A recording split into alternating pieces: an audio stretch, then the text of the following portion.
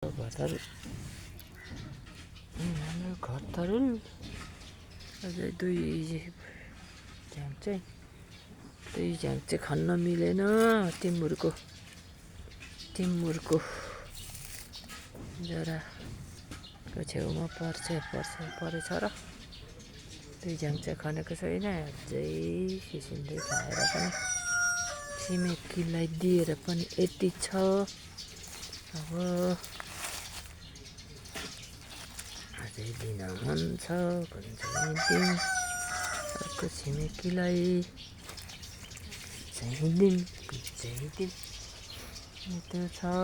यो एभोकाडोको बिरुवा पनि 5-6वटा छ। कहीँ रोप्ने ठाउँ छैन किनभने हाम्रो त किवीको बोट, 4वटा एभोकाडोको बोट, एउटा अनारको बोट, एक झ्याङ केरा, गालङ्गल, टिमुरको बिरुवा, किम्बुको 2 बोट अनि कफीको 3 बोट, भोगटेको एउटा, अन्त ड्रागन फ्रुटको बिरुवाहरू पनि यताउति सबै छरिरहेछ। कसैलाई चाहिन्छ कि अनि आँपको 2टा, अम्बाको चाहिँ 3टा, हाइबिस्कसको 2टा थियो मरिसक्यो क्या हो। अनि फिगको पनि यतापट्टि छ छाँटकाट गरेको त्यही छ फिगको।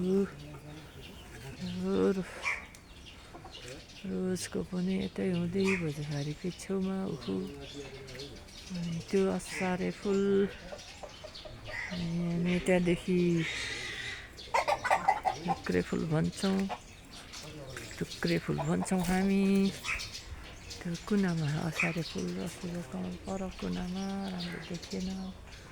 त्यता सानो बिरुवा एभोकाडो 2टा अनि भरिले रोपेको छ अलैँची र सुकुमेलको एकवटा। कटुसको पनि थियो अब पाउलिन्छ होला।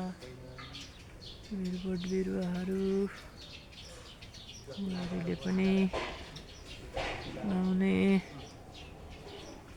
अब हाम्रो हेर्दै आउँदा तल झर्थ्यो सबै फुलिसक्यो रायो पनि।